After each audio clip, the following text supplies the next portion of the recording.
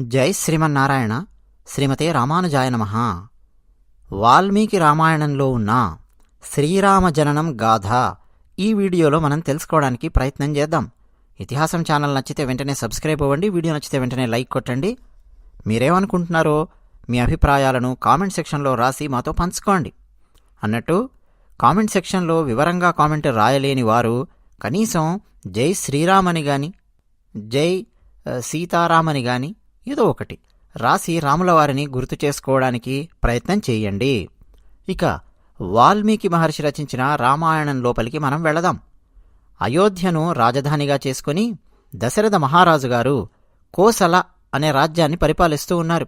ఆ రాజ్యంలో అన్ని వృత్తుల వారు ఆనందంగా జీవిస్తూ ఉన్నారు. బ్రాహ్మణ, క్షత్రియ, వైశ్య, శూద్ర అందరూ వాళ్ల వర్ణానికి తగ్గట్టు వాళ్ల కార్యక్రమాలన్నీ చేస్తూ ప్రశాంతంగా ఆనందంగా జీవిస్తూ ఉన్నారు. దశరథ మహారాజు గారు తన ప్రజలను కన్నబిడ్డల్లాగా పరిపాలిస్తూ ఉన్నారు. దశరథ మహారాజు గారు స్వయంగా వేదాలను అధ్యయనం చేశారు. గొప్ప గొప్ప పండితులను ఆదరించారు. ఎందరో జ్ఞానులను తన రాజ్యంలో ఉండేలా చూసుకున్నారు దశరథ మహారాజు గారు. అయితే మనం ఏదో సినిమాలలో చూస్తూ ఉంటాం, దశరథ మహారాజు గారు ఏడుస్తూ ఉన్నట్టుగా. కేవలం అలాంటి దృశ్యాలు మాత్రమే మన మెదడులో నిక్షిప్తమై ఉంటాయి. కానీ కాదండి, దశరథ మహారాజు గారు పరాక్రమవంతులు, వీరులు. ఆయన తన ప్రజలను కన్నబిడ్డల్లా చూసుకోవడమే కాదు, అయోధ్య ప్రజలకు దశరథ మహారాజు గారు అంటే చాలా ఇష్టం. ఎన్నెన్నో యజ్ఞాలు చేశారు, యాగాలు చేశారు. అద్భుతమైన కార్యక్రమాలు ఎన్నో అయోధ్యలో నిరంతరం చేస్తూ ఉండేవారు.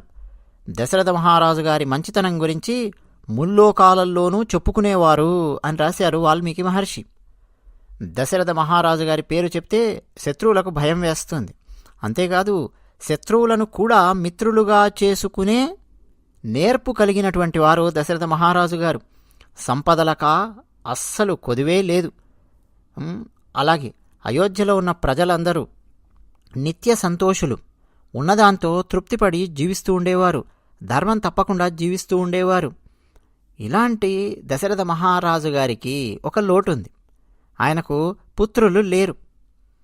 ఆయన ఇక బాధపడి, అయ్యో, పుత్ర సంతానం ఉంటే అయోధ్యను నా తర్వాత వారు పరిపాలిస్తారు కదా, ఇప్పటి వరకు నాకు చేతనైనంత వరకు నేను కోసల రాజ్యాన్ని పరిపాలించాను. ప్రజలను కన్నబిడ్డల్లా చూసుకోవడానికి మా పూర్వీకులు ఎంత ప్రయత్నం చేశారో అందులో కాస్తైనా ప్రయత్నం చేయడానికి ఏదో నాకు తోచినంత నేను చేశాను.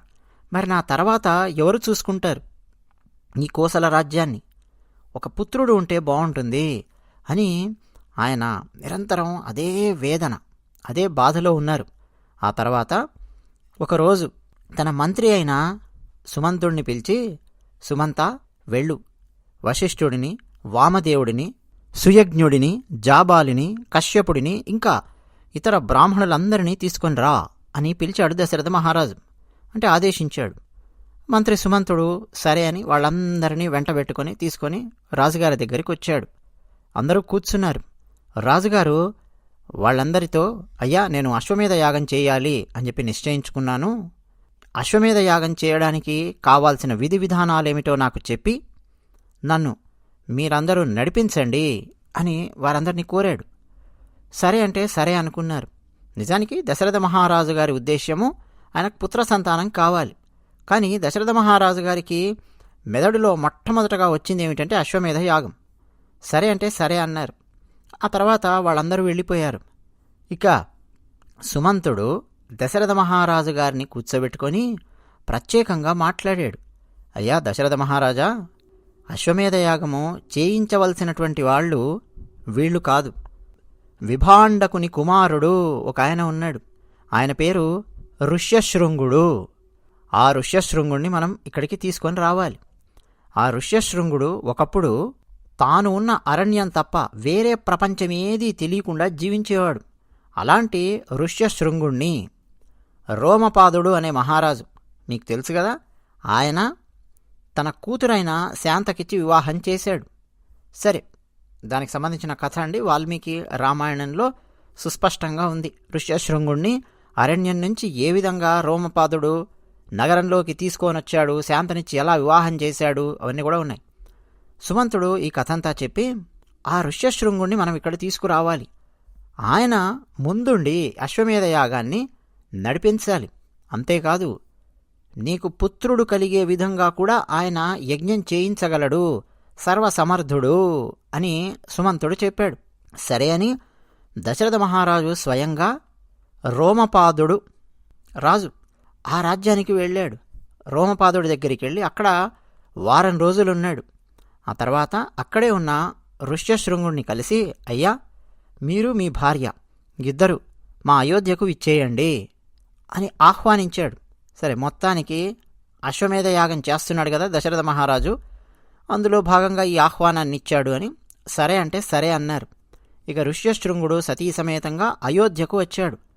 దశరథ మహారాజు గారు ఋష్యశృంగుడు వస్తూ ఉన్నాడు అన్న విషయాన్ని ముందుగానే అయోధ్యావాసులకు చెప్పాడు. ఇక ఋష్యశృంగునికి స్వాగతము, సత్కారములు అవన్నీ ఘనంగా చేశారు. అలా కొంతకాలం అయోధ్యలో శాంత ఋష్యశృంగులు ఉన్నారు. ఒకరోజు దశరథ మహారాజు గారు ఋష్యశృంగుణ్ణి కలిసి నమస్కరించి, అయ్యా అశ్వమేధ యాగం చేస్తూ ఉన్నాను కదా, మీరు అశ్వమేధ యాగానికి ప్రధాన ఋత్విక్కుగా ఉండండి అని అభ్యర్థించాడు. వెంటనే ఋష్యశృంగుడు, సరే దశరథ మహారాజా, అలాగే నేను మీ చేత అశ్వమేధ యాగం చేయిస్తాను, తర్వాత పుత్ర సంతానం కొరకు ఇంకో యాగం కూడా నేను చేయిస్తాను. సరే, అశ్వమేధ యాగానికి కావాల్సిన సంభారాలు అవన్నీ కూడా సేకరించండి, ఒక ఉత్తమ అశ్వాన్ని తీసుకురండి, దాన్ని యజ్ఞాశ్వంగా విడిచిపెట్టండి అన్నారు. ఇక ఆ తర్వాత దశరథ మహారాజు తన మంత్రి సుమంతుణ్ణి పిలిచి, మనం అశ్వమేధ యాగం చేయబోతున్నాము, నువ్వు వెంటనే మన పురోహితులు వశిష్ఠ, వామదేవ, అలాగే ఇతర బ్రాహ్మణులు, ఋత్విక్కులు, సుయజ్ఞుడు వీళ్ళందరినీ పిలిపించు అన్నాడు. మళ్ళీ వీళ్ళందరూ వచ్చారు. కూర్చోబెట్టుకొని మాట్లాడాడు. అయ్యా ఋష్యశృంగుణ్ణి ప్రధాన ఋత్విక్కుగా ఉండవని నేను అభ్యర్థించాను, ఆయన ప్రధాన ఋత్విక్కుగా ఉండి ఈ అశ్వమేధ యాగాన్ని జరిపించబోతూ ఉన్నారు, వారు అంగీకరించారు, మీరందరూ నాకు సహకరించి ఆ యజ్ఞాన్ని నిర్విఘ్నంగా జరిపించాలి అని దశరథ మహారాజు గారు ప్రార్థించారు. దానికి వాళ్ళందరూ సరే మహారాజా అని సమ్మతించారు. ఇక సుమంత వెళ్ళు, రాజాధిరాజులను అందరినీ ఆహ్వానించు, అశ్వమేధ యాగం ఘనంగా చేద్దాము అని చెప్పాడు. ఇక ఎవరెవరిని ఆహ్వానించాలి అన్న విషయం కూడా వాల్మీకి రామాయణంలో సుస్పష్టంగా ఉందండి. అందులో ముఖ్యంగా మొట్టమొదటి పేరు మిథిలా నగరం, మిథిలాధిపతి జనక మహారాజు గారున్నారు, వారిని నువ్వే స్వయంగా ప్రత్యేకంగా ఆహ్వానించు. అలాగే కాశీరాజు ఉన్నారు, మన మిత్రుడు, నువ్వే స్వయంగా వెళ్ళి తీసుకొనిరా. కేకయ దేశాధిపతి కేకయ రాజుగారు, వారిని స్వయంగా ఆహ్వానించు. అలాగే అంగదేశాన్ని పరిపాలిస్తున్న రోమపాదుడు, వారిని సాదరంగా ఆహ్వానించు. తూర్పు దేశపు రాజులను, దక్షిణ దేశపు రాజులను, సింధు సౌరాష్ట్ర రాజులను నువ్వు ఆహ్వానించు. మన రాజ్యంతో ఎవరెవరికైతే స్నేహ సంబంధాలున్నాయో, మిత్ర రాజులు ఎవరెవరైతే ఉన్నారో ఆయా రాజ్యాలకు వెళ్ళి ఆ రాజులందరినీ వారి వారి సకుటుంబ సపరివార సమేతంగా అశ్వమేధ యాగానికి ఆహ్వానించు అని వశిష్ఠుడు సుమంతునికి చెప్పాడు. వశిష్ఠుడు ఇచ్చిన ఆదేశాన్ని తీసుకుని సుమంతుడు జనక మహారాజును, కేకయ మహారాజును, కాశీరాజును స్వయంగా ఆహ్వానించాడు. అలాగే మిగతా మహారాజులను ఆహ్వానించడానికి కావాల్సిన వాళ్ళందరినీ పురమాయించాడు. ఇంకా అత్యద్భుతంగా అశ్వమేధ యాగం అనేది ప్రారంభమయ్యింది. అశ్వమేధ యాగానికి కావాల్సినటువంటి ఏమేమి ఉన్నాయో మొత్తం అండి వశిష్ఠుడు ఆయన దగ్గరుండి చూసుకున్నాడు. రామాయణంలో ఉంది, వాల్మీకి రామాయణంలో జ్ఞానవృద్ధులైన బ్రాహ్మణులను పిలిచారు, వాస్తు శిల్పులను పిలిచారు, వేదికలను ఏర్పాటు చేయడానికి, యజ్ఞశాలలను ఏర్పాటు చేయడానికి శిల్పులను పిలిచారు. కొయ్య పని చేసేవాళ్ళు ఉంటారండి, వడ్రంగులు, విశ్వకర్మలు, వారిని ఆహ్వానించారు. మట్టితో పనిచేసేవారుంటారు, కుండలు చేసేవారు, కుమ్మరులు, వారిని పిలిచారు. ఇక విశ్వకర్మలలో మనకు కంచరులున్నారు. ఓ పక్క శిల్పంతో పనిచేసేవాళ్ళు, అంటే ఒక పక్క రాతితో పనిచేసేవాళ్ళు, కొయ్యతో పనిచేసేవాళ్ళు, బంగారంతో పనిచేసేవాళ్ళు, లోహముతో పనిచేసేవారు, ఇలా వీరందరినీ ఆహ్వానించారు. అంతేకాదు మరి ఇలా ఎందరో వస్తున్నారు, కార్యక్రమాలు చేస్తూ ఉన్నారు, పనులలో ఉంటారు కదా. మరి సాయంత్రం కాస్త సేద తీరాలి అంటే వారికి కాస్త ఏమన్నా వినోద కార్యక్రమాలు కావాలి కదా. వాల్మీకి రామాయణంలో ఉందండి. అందుకోసమని అప్పట్లో ఉండే సెలబ్రిటీలు ఎవరెవరున్నారో వాళ్ళందరినీ ఆహ్వానించారు. అంటే నటీనటులు, గాయకులు వాళ్ళందరినీ పిలిచారు. ఇక వారందరూ వచ్చి సాయంత్రం ఆ వేదికల మీద దానికి కావాల్సిన వేదికలు మళ్ళీ ప్రత్యేకంగా ఏర్పాటు చేశారు. ఇప్పుడు ఉదయం అంతా ఈ శిల్పులు పనిచేసి ఉంటారు. ఈ కొయ్య పని చేసేవారు పాపం దాంతో పనిచేసి ఉంటారు. శారీరక శ్రమ కదండి. యజ్ఞశాలలు నిర్మించడం శారీరక శ్రమ. ఇవన్నీ చేసినటువంటి వారు ఉంటారు. వారందరూ కాస్త సాయంత్రం అలా కూర్చొని సేద తీరుతూ ఆ నటీనటులు నటించి చూపిస్తూ ఉంటే వారు కూడా ఏం నటిస్తారు, పురాణాలలో ఉన్నవి అలాంటివే కదా, నటించి చూపిస్తూ ఉంటే చూడడము, గాయకులు పాటలు పాడుతూ ఉంటే వినడము, వినోద కార్యక్రమాలు చూస్తూ అలా సేద తీరుతూ ఉండేవారు. మళ్ళీ మరుసటి రోజు ఉదయం లేచి అశ్వమేధ యాగానికి కావాల్సిన కార్యక్రమాలు చేస్తూ ఉండేవారు. ఇలా అత్యద్భుతంగా అశ్వమేధ యాగం ప్రారంభమయ్యింది. ఋష్యశృంగుని యొక్క ఆధ్వర్యంలో వశిష్ఠుని యొక్క పౌరోహిత్యములో అశ్వమేధ యాగం ప్రారంభమయ్యింది. దశరథ మహారాజు గారు తన 3 భార్యలు కౌసల్య, సుమిత్ర, కైకేయి ఈ 3 భార్యలతో యజ్ఞశాలకు వచ్చారు. ఇక యాగం అనేది ప్రారంభమయ్యింది. 1 సంవత్సర కాలం పాటు అశ్వమేధ యాగం కొరకు వదిలిపెట్టబడినటువంటి అశ్వాన్ని అలా వదిలారు. అది తిరిగొచ్చింది. ఇదంతా కూడా అండి ఈ యాగము ఎక్కడ చేశారో తెలిసిన, అయోధ్యకు ఆవల సరయూ నది ప్రవహిస్తూ ఉంటుంది. మీరు ఎప్పుడైనా అయోధ్యకు వెళితే చూడొచ్చు. సరయూ నదీ తీరంలో ఉత్తర భాగంలో అశ్వమేధ యాగాన్ని చేశారు. ఇక ఋష్యశృంగుడు ప్రధాన ఋత్విక్కుగా ఉండి ఇక ఏ విధంగా చేయాలి అశ్వమేధ యాగాన్ని అని దగ్గర ఉండి మరీ ఆయన చూసుకున్నారు. ఓ పక్క వశిష్ఠుడున్నాడు. ఎలాంటి వాళ్ళు ఉన్నారో చూడండి పక్కన.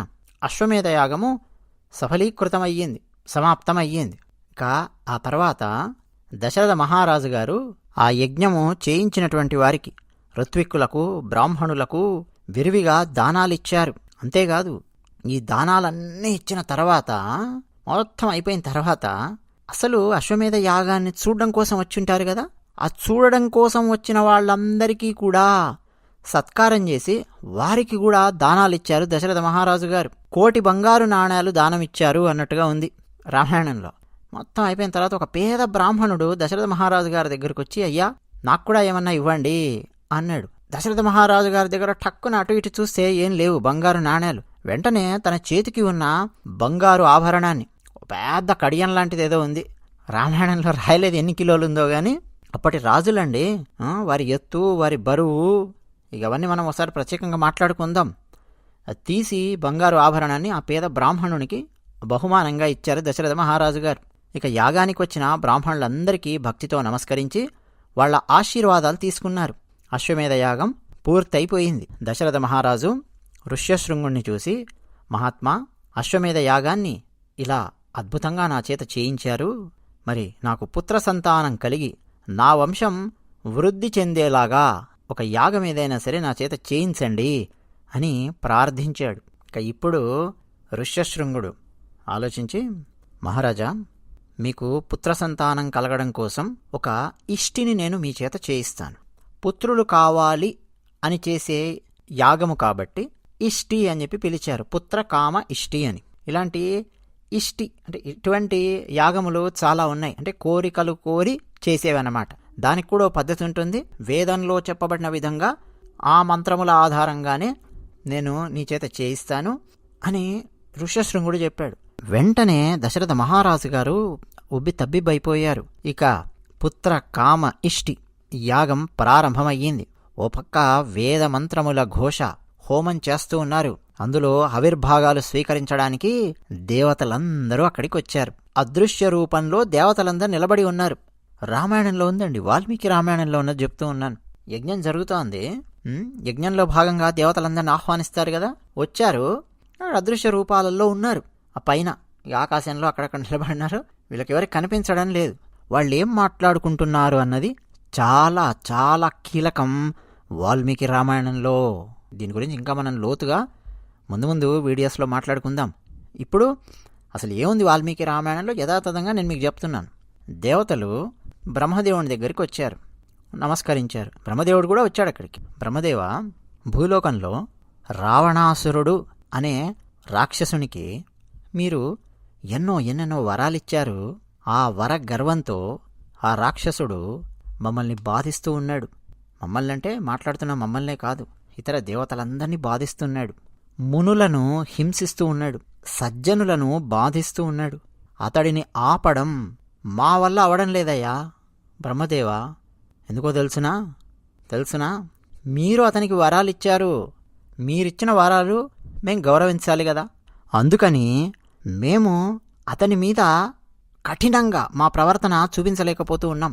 అంటే ఉదాహరణకండి, వర్షాలు పడాలంటే దేవతల అనుగ్రహం కావాలి. ఇప్పుడు వర్షాలు కురిపించలేదనుకోండి రావణాసురుడు ఉన్నటువంటి ప్రాంతంలో, ఆ విధంగా కూడా రావణాసురుడిని శిక్షించవచ్చు. లంకలో కరువు కాటకాలు వచ్చే విధంగా చేసి కూడా శిక్షించవచ్చు. రకరకాలుగా చేయొచ్చు వీరు. కానీ బ్రహ్మదేవ, మీరిచ్చిన వరాలు అవన్నీ మేము చూస్తూ ఉన్నాము. ఓ పక్కనేమో మహాఘోరమైన పనులు చేస్తున్నాడు రావణాసురుడు. ఆ పనులు చూడలేకపోతున్నాం. ఇవన్నీ ఏమన్నా చేద్దాము అనంటే మీరిచ్చిన వరాలు, ఇలా రకరకాల సమస్యలు ఉన్నాయి. మీ వరాల అండ చూసుకొని ఇక రెచ్చిపోతూ ఉన్నాడు. 3 లోకాలను బాధలకు గురి చేస్తూ ఉన్నాడు. అష్టదిక్పాలకులను అసలు పట్టించుకోవడం లేదు. దేవేంద్రుణ్ణి కూడా తీసి అవతల బారేసినట్టుగా ఉంది రావణాసురుని ప్రవర్తన. దేవేంద్రుణ్ణి కూడా హీనంగా చూస్తూ ఉన్నాడు. దేవతల పరిస్థితి ఇలా ఉంటే బ్రహ్మదేవా, భూలోకంలో ఉండేవాళ్ల కష్టాల గురించి చెప్పమంటావా? అసలు ఆ కష్టాలకు అంతులేదు. రావణాసురుడు అంత హింసిస్తూ ఉన్నాడు. రావణాసురుడు పెట్టినటువంటి రాక్షసులు, ఆయన అనుచరులు ఇక మునులను బ్రాహ్మణులను హింసిస్తూ ఉన్నారు. మునులు ఓ యజ్ఞమో యాగమో చేయాలని కూర్చుంటే ఆ యజ్ఞయాగాలను ధ్వంసం చేస్తూ ఉన్నారు. బ్రాహ్మణులు ఓ చోట ఓ యజ్ఞం చేద్దాము ప్రశాంతంగా అని కూర్చుంటే ఆ యజ్ఞం జరగకుండా వచ్చి ఆ యజ్ఞంలో రకరకాల చెత్తా చెదారం ఇవన్నీ వేసి ఆ విధంగా యజ్ఞాలు నాశనమయ్యేలా చేస్తూ ఉన్నారు. రావణాసురుని మాటకు ఎదురు చెప్పాలి అంటే ఎవరికి ధైర్యం సరిపోవడం లేదు. అంతేకాదు, సూర్యుడు భగభగ మండుతూ ఉంటాడు కదా, అది ఆయన నైజం, అంతే కదా. కానీ రావణాసురుడి దగ్గరికి వస్తే సూర్యుడు చల్లగా ఉంటాడు, ఉండాలి అన్నట్టు శాసించాడు. వాయువు రావణాసురుని దగ్గర మెల్లగా వీచాలి. లంక సముద్రం ఉంది కదా, మామూలుగా సముద్రం అంటేనే అలలతో ఎగసి పడుతూ ఉంటుంది. కానీ రావణాసురుణ్ణి అల్లంత దూరం నుంచి చూడగానే దెబ్బకు తన అలలను వెనక్కి లాక్కుంటూ ఉన్నాడు సముద్రుడు. రావణాసురుని పేరు చెప్తే భయపడని వాళ్ళు లేరు ముల్లోకాలలో. అలాంటి రావణాసురుణ్ణి సంహరించి ముల్లోకాలను రక్షించే ఉపాయం ఏదన్నా ఉంటే చూడండి కాస్త బ్రహ్మదేవా అని దేవతలు ప్రార్థనాపూర్వకంగా వినయపూర్వకంగా విన్నవించుకున్నారు. బ్రహ్మదేవుడు చిరునవ్వు నవ్వి, రావణాసురుణ్ణి చంపడానికి ఒక ఉపాయం ఉంది, సిద్ధంగా ఉంది. నేను ఇచ్చిన వరప్రభావం వల్ల మీరెవ్వరూ అతన్ని ఏం చేయలేరు, గాని మానవుని చేతిలో రావణాసురుని చావు తథ్యం. ఎందుకంటే అలాంటి వరాన్నిచ్చాను. రావణాసురుడు అసలు మనుషులను లెక్క చేయడు కదా. అసలు మనుషులు నా పేరు చెప్తేనే భయపడతారు, నన్ను చూడగానే భయపడి పారిపోతారు, ఇక నాతో యుద్ధం చేయడమా అని ఆ అహంకారంతో ఒక మనుషులు తప్ప మిగతా వాళ్ళు ఎవరి చేతుల్లో కూడా నేను మరణించకూడదు అన్నట్టు వరం కోరుకున్నాడు. అందువల్ల మనిషి చేతిలో అతను చావబోతూ ఉన్నాడు అని బ్రహ్మదేవుడు చెప్పాడు. మొత్తానికి దేవతలందరూ కాస్త సంతోషించారు. ఈలోపు శ్రీమన్నారాయణుడు అక్కడికి వచ్చాడు. దేవతలందరూ ఇప్పుడు ఆయన చుట్టూ చేరారు, నమస్కరించారు. శ్రీమన్నారాయణ, ముల్లోకాలను రక్షించండి, రావణాసురుడు అతి దారుణంగా ఉంది అతని ప్రవర్తన. ఇప్పుడే ఆ విషయమే బ్రహ్మదేవునితో మేము మాట్లాడుతూ ఉన్నాము. అదిగో శ్రీమన్నారాయణ చూస్తున్నారా, అయోధ్యకు రాజు దశరథ మహారాజు ఆయన పుత్రులు కావాలి అని పుత్ర కామేష్టి చేస్తూ ఉన్నారు, ఓ యాగం చేస్తూ ఉన్నారు. ఆయనకు 3 భార్యలున్నారు. నారాయణ, మీరు మా మీద కాస్త దయ చూపించండి, మీరే 4గా విడిపోండి. ఆయన 3 భార్యలకు 4 పుత్రులుగా మీరే జన్మించండి నారాయణ. బ్రహ్మదేవుడు ఇచ్చిన వరాలతో అహంకరించి రావణాసురుడు ముల్లోకాలలో ఉండే దేవతలను మునులను బ్రాహ్మణులను హింసిస్తూ ఉన్నాడు. రావణాసురుడి ఆగడాలు రోజురోజుకు పెరిగిపోతూ ఉన్నాయి. మీరే దశరథ మహారాజు గారి భార్యల కడుపున కుమారులలా జన్మించి రావణాసురుని సంహరించండి అని ప్రార్థించారు. శ్రీమన్నారాయణుడు ప్రశాంతంగా వాళ్ళ ఆ ప్రార్థనలను మొత్తం విన్నాడు. దేవతలారా, భయపడవలసిన అవసరం లేదు. అతి త్వరలో మీకు రావణాసురుని బారి నుంచి విముక్తి లభించబోతోంది. ఎన్నో సంవత్సరాలు ఎదురు చూశారు కదా, ఇక మీరు మరీ ఎక్కువ కాలం ఎదురు చూడవలసిన అవసరం లేదు. ఆ సమయం వచ్చేస్తోంది, దగ్గరికి వచ్చేస్తోంది. నేను ఈ భూమి మీద అవతరించబోతూ ఉన్నాను. ఆ రావణాసురుని సంహరిస్తాను. అంతేకాదు, 11,000 సంవత్సరాలు ఈ భూమండలాన్ని నేను పరిపాలిస్తాను, ధర్మాన్ని సంరక్షిస్తాను, వేద ధర్మాన్ని కాపాడతాను అని శ్రీమన్నారాయణుడు ప్రశాంతంగా పలికాడు. వెంటనే ఇక దేవతలందరూ చాలా సంతోషించారు. ఇక ఆ దేవతలకు వరమిచ్చినట్టుగానే శ్రీమన్నారాయణుడు భూలోకంలో జన్మించడానికి ఉద్యుక్తుడయ్యాడు. తానే 4 అంశలుగా విడిపోయి దశరథ మహారాజు గారి 4 కుమారులుగా జన్మించాలి అని సంకల్పం చేసుకున్నాడు. ఇక ఓ పక్క దేవతలు నారాయణుణ్ణి కీర్తించారు, అప్సరసలు నాట్యం చేస్తూ నమస్కరించారు, మునులు వేదమంత్రాలు చదువుతూ శ్రీమన్నారాయణుణ్ణి స్తుతించారు. నారాయణ, ఆ భయంకరమైన లోకకంఠకుడైన రావణాసురుని సంహరించి తిరిగి మళ్ళీ మీ లోకానికి చేరుకోండి అని అందరూ నమస్కరించి ప్రార్థిస్తూ ఉన్నారు. నిజానికండి అదృశ్య రూపంలో ఇదంతా జరుగుతోంది. పైన ఎక్కడో ఆకాశంలో అసలు ఆ పైన ఏం జరుగుతోంది, దేవతలు ఏం మాట్లాడుతున్నారు, ఏం జరుగుతుంది ఏమీ తెలీదు. ఈ భూలోకంలో ఇష్టి చేస్తున్నటువంటి వీళ్లకు ఇష్టి ఇక్కడ నడుస్తూనే ఉంది, పైన అక్కడ దేవతలు వీళ్ళందరూ మాట్లాడుతూనే ఉన్నారు. ఇక శ్రీమన్నారాయణుడు ఇక ఏమీ తెలియని వాళ్ళలాగా, వాల్మీకి రామాయణంలో ఉంది, ఏమీ తెలియని వాళ్ళలాగా, సరే నేను మానవునిగా అవతారం ఎత్తుతాను, మరి లోకకంఠకుడైన రావణాసురుణ్ణి ఎలా సంహరించాలి, దానికి ఉపాయం ఏదన్నా ఉంటే చెప్పండి అని అడిగాడు శ్రీమన్నారాయణుడు. దేవతలు వెంటనే, నారాయణ, నువ్వు మానవ రూపంలో జన్మించు, రావణాసురునితో యుద్ధం చేసి రావణాసురుని సంహరించు. రావణాసురుడు బ్రహ్మదేవుని గురించి తపస్సు చేశాడు, ఈ బ్రహ్మ మెచ్చి రావణాసురునికి వరాలిచ్చాడు, అందులో మనుషులతో తప్ప అతను వేరే వాళ్ళెవరి చేత కూడా మరణ భయం లేకుండా వరం పొందాడు. మానవులంటే హీనులు, బలహీనులు తన ముందు నిలబడలేరు అని రావణాసురునికి ఒక చులకన భావము. అందుకని అలాంటి వరం కోరుకున్నాడు. ఆ వర గర్వంతో అందరినీ బాధిస్తూ ఉన్నాడు. మనుష్యులు తప్ప ఎవరూ అతన్ని చంపలేరు కాబట్టి మీరు మానవునిగా జన్మించి వెళ్ళండి, యుద్ధం చేయండి, ఎదురు నిలబడండి, సంహరించండి అన్నారు. సరే అని శ్రీమన్నారాయణుడు ప్రశాంతంగా విన్నాడు. నిజానికి ఆయనకు తెలియంది ఇదంతా కూడా, ఆయనకు తెలుసు. సరే వీళ్ళు ఏం చెప్తారో, వీళ్ళ ఉత్సాహం ఎలా ఉందో చూద్దామని ప్రశ్న వేశారు. ఇది కూడా అందుకే వాల్మీకి రామాయణంలో చాలా తెలివిగా వాల్మీకి మహర్షి పదాలు అలా ఉపయోగించారు. 16వ సర్గ బాలకాండలో మొట్టమొదటి శ్లోకం వస్తుంది. అందులోనే అన్నీ తెలిసి కూడా, అంటే అన్ని సమస్తము తెలిసి కూడా ఏమీ తెలియని వానిలాగా దేవతలను ప్రశ్నించాడు అన్నట్టుగా రచించారు వాల్మీకి మహర్షి. శ్రీమన్నారాయణుడు అంతర్ధానమైపోయాడు. అయోధ్య దశరథ మహారాజు ఇక పుత్రుల కోసం యజ్ఞం చేస్తూ ఉన్నారు కదా. ఆ యాగం, ఆ హోమ గుండములో నుంచి ఒక పురుషుడు బయటకు వెలువడ్డాడు.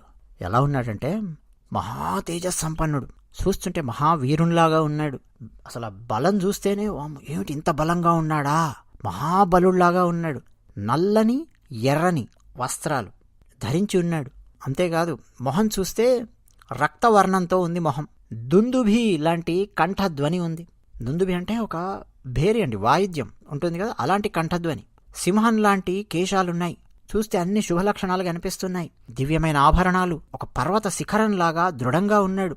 అసలు ఆయన చూస్తుంటేనే అమ్మో పులిలాగా ఉన్నాడే, పులి పెద్ద పులిలాగా ఉంది ఇతని పరాక్రమము అని చెప్పి అనిపిస్తోంది. చూస్తుంటేనే సూర్యుని లాంటి తేజస్సు కనిపిస్తోంది. పక్క భగ భగ భగ భగ అగ్ని మండుతోంటే ఆ అగ్నిలాగా, అంటే అగ్ని శిఖలలాగా వెలిగిపోతూ ఉన్నాడు. ఆయన చేతిలో ఒక బంగారు కలశం ఉంది, దాని మీద వెండి మూత ఉంది. వాల్మీకి రామాయణంలో ఉన్నది చెప్తున్నానండి. చేతిలో బంగారు కలశము, ఆ కలశం మీద మూత వెండి మూత ఉంది. ఆ బంగారు పాత్ర అది పాయస పాత్ర, దాని నిండా పాయసం ఉంది. దశరథ మహారాజు గారు చేతులు జోడించి నమస్కరించారు. అయ్యా, ఓ మహనీయా, ఓ మహాత్మా, ఎవరు మీరు? మీకు నేను ఏం సేవ చేయాలి అని దశరథ మహారాజు గారు ప్రార్థించి నమస్కరించి నించున్నారు. యజ్ఞపురుషుడు వచ్చాడు కదా, ఠక్కున తేండి తేండి బంగారు పాయస పాత్ర అడగలా. దశరథ మహారాజు గారు లేచి నమస్కరించి, అయ్యా, నేను మీకు ఏ విధంగా సేవ చేయాలి అని ప్రార్థించాడు. వెంటనే ఆ యజ్ఞపురుషుడు దశరథ మహారాజు గారిని చూసి, మహారాజా, నన్ను ప్రజాపతి పంపించాడు. ఈ పాయస పాత్రను మీకు ఇమ్మని ప్రజాపతి చెప్పాడు. ఇది దేవతలచే తయారు చేయబడిన పాయసము. ఈ పాయసము సంతానాన్ని, ఆయుష్ను, ఆరోగ్యాన్ని, సంపదలను ప్రసాదిస్తుంది. నువ్వు పుత్రులను కోరి ఈ ఇష్టి చేస్తూ ఉన్నావు, అందుకే ఈ పాయస పాత్ర నీకు ఇస్తూ ఉన్నాను. ఈ పాయసాన్ని నీ భార్యలకు ఇవ్వు, వారు ఈ పాయసాన్ని స్వీకరిస్తారు, నీకు తప్పకుండా పుత్ర సంతానం కలుగుతుంది అని పలికి ఆ దివ్యమైన పాయస పాత్రను దశరథ మహారాజు గారికి అందించాడు యజ్ఞపురుషుడు. దశరథ మహారాజు గారు నమస్కరించి భక్తితో శ్రద్ధతో ఆ పాయస పాత్రను జాగ్రత్తగా అందుకున్నారు. తర్వాత యజ్ఞపురుషునికి ప్రదక్షిణపూర్వకంగా నమస్కరించారు. ఆ తర్వాత యజ్ఞపురుషుడు అంతర్ధానమైపోయాడు. ఇప్పుడు దశరథ మహారాజు గారు సంతోషంతో ఆ పాయస పాత్రను తీసుకొని తన అంతఃపురంలోకి వెళ్ళారు. ఈ పాయసాన్ని ఎలా పంచారు అన్నది ఒక్కొక్క రామాయణంలో ఒక్కో విధంగా ఉంది. మనం ఎప్పుడైనా ప్రత్యేకంగా దాని గురించి చెప్పుకుందామో, ఒకరు పంచినట్టుగా పాయసాన్ని మరొకరు పంచలేదు. ఒకరు అంటే రామాయణాన్ని రచించినటువంటి మహనీయులు, రామాయణాన్ని రచించిన కవులు, పండితులు, జ్ఞానులు, వారి గురించి చెప్తూ ఉన్నాను. వాల్మీకి మహర్షి రామాయణంలో పంచినదే మనం నమ్మాలి, మనం దాన్నే స్వీకరించాలి. వాల్మీకి రామాయణమే మనకు శిరోధార్యం. ఆ తర్వాత చాలామంది చాలా రామాయణాలు రాశారు, ప్రక్షిప్తాలున్నాయి, ఎన్నెన్నో ఉన్నాయి. అవన్నీ మనం కొన్ని చదువుకొని ఆనందించాలి తప్ప వాల్మీకి రామాయణమే మనకు ప్రధానం. అలాగని అన్ని రామాయణాలను మనం కొట్టి పడేయలేం. అంటే నా ఉద్దేశ్యము వాటిని నమ్మండి, వాల్మీకి రామాయణాన్ని కాదు అని కాదు చెప్పడం. రామాయణాలలో కొన్ని రామాయణాలు మనం చదువుతుంటే మనకు ఆనందం కలుగుతుంది, ఆహ్లాదం కలుగుతుంది. రాముని యొక్క విలువను ఎక్కడ తగ్గించకుండా ఆ విలువ పెరిగేలాగా రామాయణాన్ని రచించినటువంటి మహనీయులు కూడా ఉన్నారు. గోన బుద్ధారెడ్డి గారు రంగనాథ రామాయణం, మొల్ల రామాయణంలో వాల్మీకి రామాయణంతో పోల్చితే చాలా డీవియేషన్ కనిపిస్తుంది. సరే, అలాగే తులసి రామాయణం, మనం తులసి రామాయణం కనిపిస్తే తీసి వెంటనే తల మీద పెట్టుకోవాలి. అంతటి అద్భుతమైన గ్రంథం అండి రామచరితమానస్. ఉత్తర భారతదేశంలో ఎంతమంది ప్రతిరోజు పఠిస్తూ ఉంటారో ఇక మనం చెప్పలేం. ఎప్పుడైనా అయోధ్యకు వెళ్ళినప్పుడు చూడండి, వారణాసి వెళ్ళినప్పుడు చూడండి, అలహాబాదులో చూడండి. తులసి రామాయణం.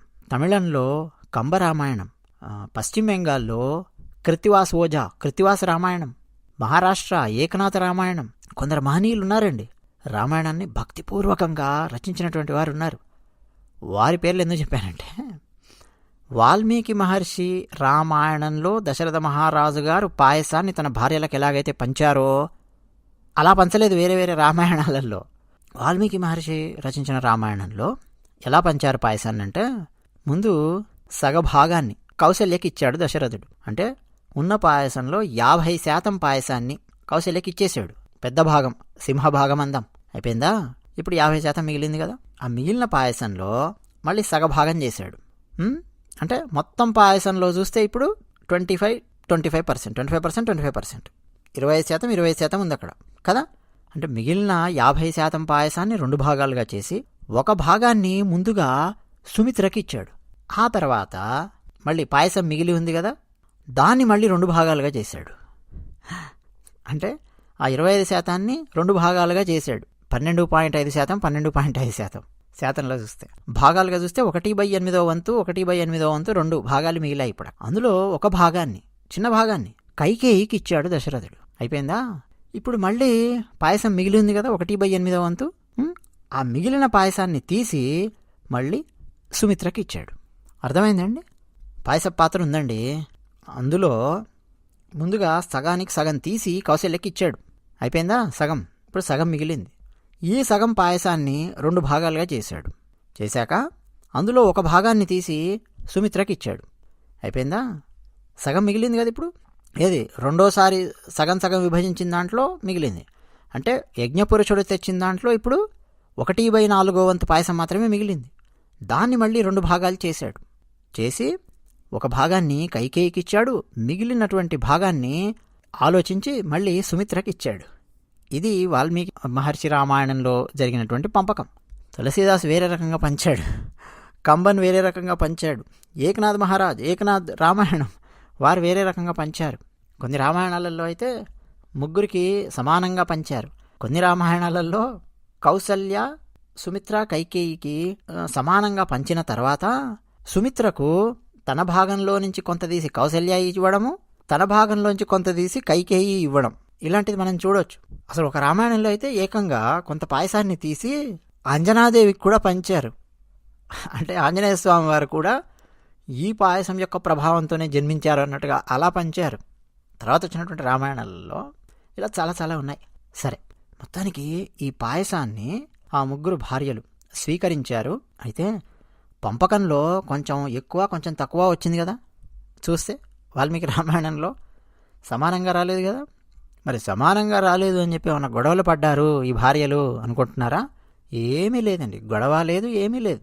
పైగా భర్తతో యుద్ధం చేయడం, భర్తతో వాదించడం, నాకెందుకు ఇచ్చావు పాయసం, నాకు ఇంతెందుకు ఇచ్చావు, నేను ముందు పెళ్లి చేసుకున్నాను, నేను ఎక్కువ తెచ్చాను కట్నము, అంతేలేండి, ఎప్పుడూ మీరు పెద్ద భార్యకే ఎక్కువగా ఇస్తారు, నాకు తక్కువగా ఇస్తారు, ఈ గొడవలు ఈ అసలు ఏమీ లేవండి.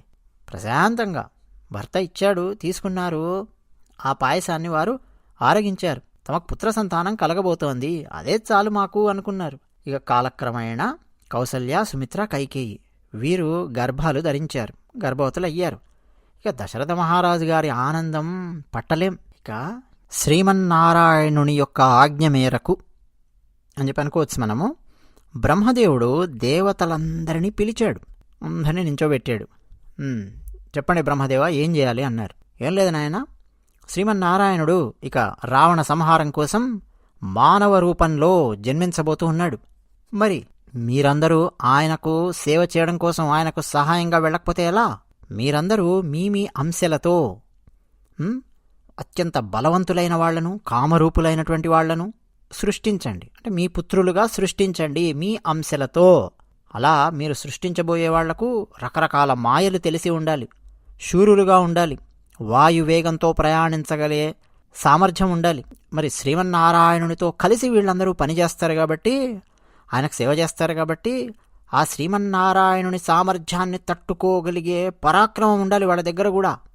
తట్టుకోగలిగే అంటే వీరితో యుద్ధం చేయడు, కానీ నారాయణుడు వీరి పక్కన ఉన్నాడు అంటే మరి వీరు యుద్ధం చేయడానికి వెళితే ఏ స్థాయిలో పరాక్రమం ఉండాలి? ఆయన దండు అంటే ఎలా ఉండాలి? అలాంటి పరాక్రమవంతులను సృష్టించండి. అంతేకాదు నీతిమంతులై ఉండేలాగా సృష్టించండి. అసలు ఎవరి చేతగాని, ఏ ఆయుధం చేతగాని అంత సులభంగా వాళ్ళకు మరణం రాకూడదు.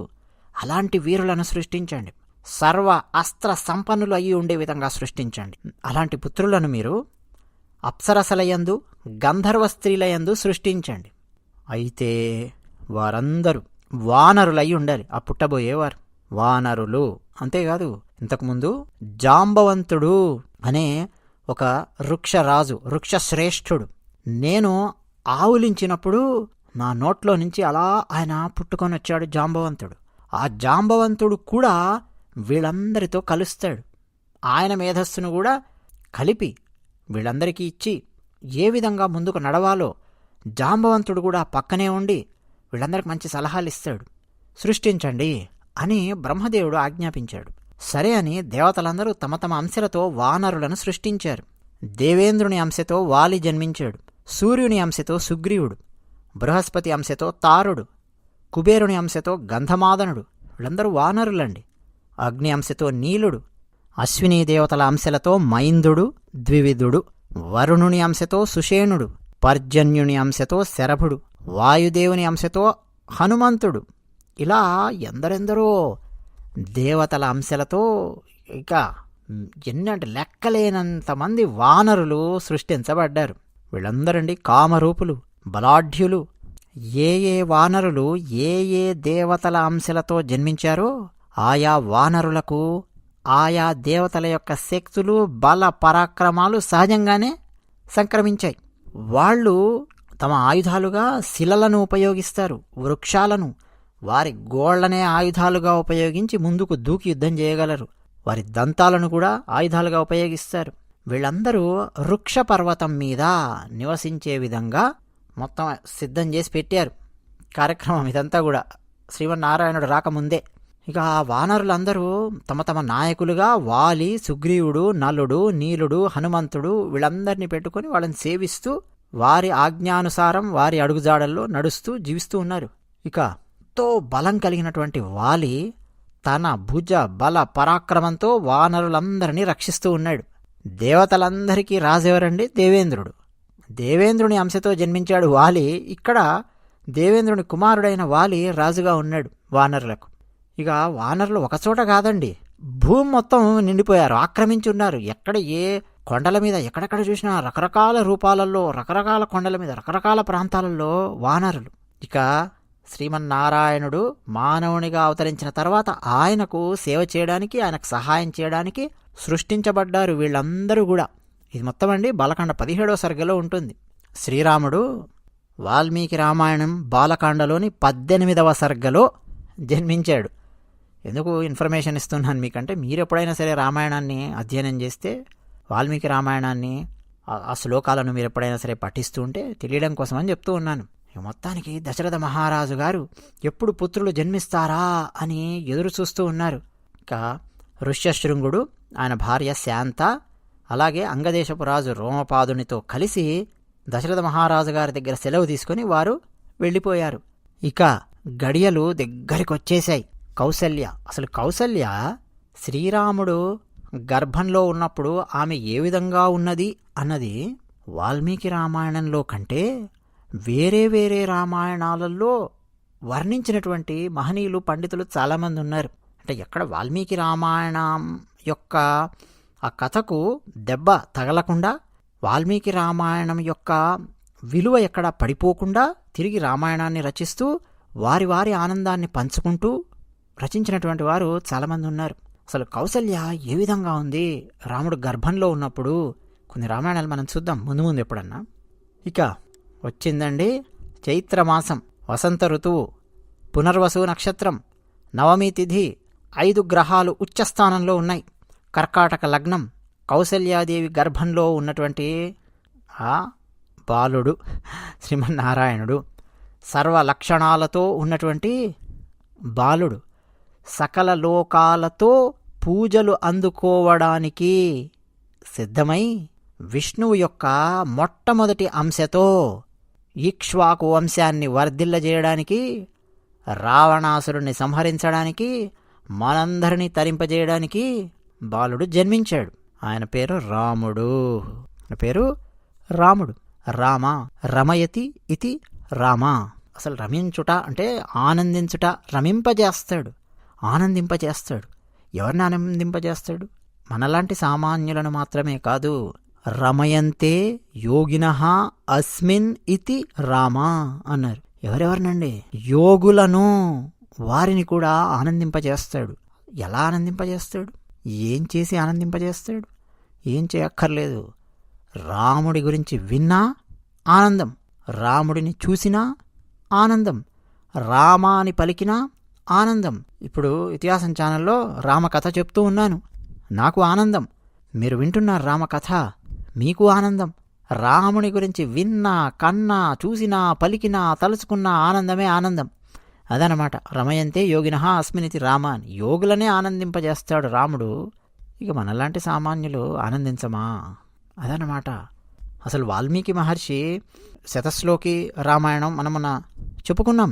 ఆ శ్లోకాలు అవన్నీ కూడా 100 శ్లోకాలు చదివి ఒక వీడియో పెట్టడం జరిగింది. అందులో ఆ ప్రశ్నలో 16 లక్షణాలు ఉన్నవారు ఎవరైనా ఉన్నారా మానవులు అని వాల్మీకి మహర్షి నారదుని ప్రశ్నించినప్పుడు అందులో ఒక లక్షణం ఉంటుంది. ఏక ప్రియ దర్శన, కశ్చైక ప్రియ దర్శన అని ఉంటుంది. ఎవరిని అంటే ఈ మొత్తం ఈ అఖిలాండ కోటి బ్రహ్మాండాలలో 14 లోకాలు కాదు, మొత్తం అఖిలాండ కోటి బ్రహ్మాండాలలో ఎవరిని చూస్తే ఆనందం కలుగుతుంది. అసలు చూస్తే ఆనందమే కలగాలి. శత్రువులకైనా ఆనందమే కలగాలి, మిత్రులకైనా ఆనందమే కలగాలి, సామాన్యులకు ఆనందం కలగాలి. అసలు ఎవరైనా శత్రువులు మిత్రులని కాదు, చూడగానే ఆనందం కలగాలి, ప్రీతి కలగాలి. ఎవరున్నారు అని వాల్మీకి మహర్షి ప్రశ్నించారు. ఇదిగో రామ అని పేరు కూడా అలా పెట్టారు. శ్రీరాముడు. రాముడు జన్మించిన తర్వాత విష్ణువులోని 4వ భాగమైనవాడు, అంటే శ్రీమన్నారాయణుడిలోని 4వ అంశతో సత్యసంధుడు, అత్యంత పరాక్రమవంతుడు, ఎన్నెన్నో సద్గుణాలు ఒక్క దగ్గర కలబోస్తే సద్గుణాల రాశి లాంటివాడు అయిన భరతుడు పుష్యమీ నక్షత్రంలో మీనలగ్నంలో కైకేయీ గర్భవాసాన జన్మించాడు. శ్రీమన్నారాయణునిలో ఎన్నో అంశం అండి, 4వ భాగం 4వ అంశతో జన్మించాడు. తర్వాత శ్రీమన్నారాయణుని యొక్క 4వ వంతు అంశతో 2 జన్మించారు. అంటే 1/8వ అంశ 1/8వ అంశ అనుకోవచ్చు. 4వ వంతు అంశతో ఇద్దరు సుమిత్రా గర్భాన జన్మించారు. వాళ్ళు సర్వ అస్త్ర కౌశలత్వంతో విలసిల్లేవారు, మహావీరులు. లక్ష్మణ, శత్రుఘ్న అనే పేర్లు పెట్టారు. వీరు ఆశ్లేష నక్షత్రంలో కర్కాటక లగ్నంలో జన్మించారు కవలలు. ఇలా దశరథ మహారాజు గారికి 3 భార్యల యందు 4 కుమారులు రామ, భరత, లక్ష్మణ, శత్రుఘ్న జన్మించారు. అన్నట్టండి మనకు ఉత్తర భారతదేశానికి అలా వెళితే శత్రుఘ్నుని పేరు రిపుదమన్ అని వినిపిస్తుంది. మనకు వాల్మీకి రామాయణంలో శత్రుఘ్నుడే ఉంటుంది, మనం శత్రుఘ్నుడే అంటాం. కానీ చాలా గ్రంథాలలో, అలాగే ఉత్తర భారతదేశంలో మీరు నాటకాలు చూస్తున్నప్పుడు కూడా సామాన్య జనాలు కూడా శత్రుఘ్న అనే పేరు కంటే రిపుదమన్ రిపుదమన్ అని పిలుస్తూ ఉంటారు. రిపుదమన్ అన్నా శత్రుఘ్న అన్నా ఒకటే. శత్రువు, రిపు అంటే శత్రువు. సరే, ఇక దశరథ మహారాజు గారి ఆనందము ఇక ఆకాశాన్ని అంటింది. ఆకాశంలో గంధర్వులు నిలబడి గానం చేశారు, దేవదుందుబులు మోగాయి. అయోధ్యలో సంబరాలే సంబరాలు, ఆటలు పాటలు. దశరథ మహారాజు గారు ఎన్నెన్నో దాన ధర్మాలు చేశారు, బ్రాహ్మణులను పిలిచారు, వారి చేత ఆశీర్వాదం తీసుకున్నారు, వారికి దక్షిణలిచ్చారు. ఇక ఎందరినో పిలిచి వారికి పారితోషికాలు, ఆయన భవనంలో పనిచేసేవారు వాళ్ళందరూ ఉంటారు కదండి అంతఃపురాలలో, వారందరినీ పిలిచి ఇక విరివిగా దానాలు, పారితోషికాలు, ఇక డబ్బు దానం అన్నమాట. దశరథ మహారాజు గారు 11వ రోజు నామకరణ మహోత్సవం జరిగిందండి. ఆ రోజు పేరు పెట్టారు. జ్యేష్ఠపుత్రునికి రాముడు అని, కైకేయికి పుట్టినటువంటి పుత్రునికి భరతుడు అని, సుమిత్రకు పుట్టినటువంటి 2 కుమారులకు లక్ష్మణ, శత్రుఘ్న అని ఎవరు నామకరణం చేశారండి? ఎవరు?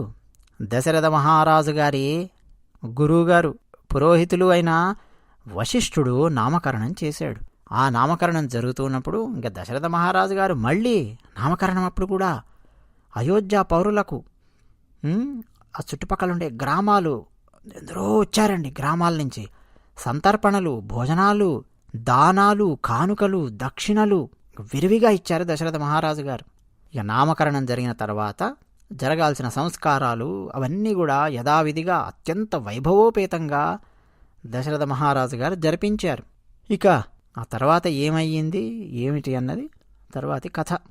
మరి ఇప్పటి వరకు మొదటి నుంచి ఏకాగ్రతతో ఎవరైతే ఈ శ్రీరామ జననం కథ విన్నారో వాళ్ళందరి మీద, వాళ్ళ కుటుంబాల మీద ఆ శ్రీరాముని అనుగ్రహం సంపూర్ణంగా ఉండాలి అని మేము ప్రార్థిస్తూ ఉన్నాము. అలాగే శతశ్లోకి రామాయణం అని మనం ఒక వీడియో పెట్టాం. సాధ్యమైనప్పుడల్లా ఆ శతశ్లోకి రామాయణం వింటూ ఉండండి. ఒక పారాయణలాగా చదివేవారున్నారు చాలా ఇళ్లల్లో. అందరూ పారాయణ చేయలేకపోవచ్చు కాబట్టి ఆ వీడియో ఆన్ చేసి వింటూ ఉండండి. మీరు అది వింటూ వింటూ వింటూ వింటూ ఉన్నారనుకోండి ఓ సంవత్సరం పాటు, అందులో చాలా శ్లోకాలు మీకు నోటికి వచ్చేస్తాయి. రామాయణంలో ఉన్న శ్లోకాలు, రామాయణంలో ఉన్నటువంటి శ్లోకాలు మన నోట్లో ఉండిపోవాలి. బాలకాండ మొట్టమొదటి 100 శ్లోకాలు. సరేనండి, వినండి. అలాగే ఇతిహాసం ఛానల్లో చాలా వీడియోలున్నాయి, కథలున్నాయి, ఆసక్తికరమైన విషయాలున్నాయి, వినండి. సరేనండి, మరి ఇతిహాసం ఛానల్కు సబ్స్క్రైబ్ అవ్వండి. ఒక్కసారి మనం జై శ్రీరామ్, జై శ్రీరామ్, జై శ్రీరామ్. ధన్యవాదాలు.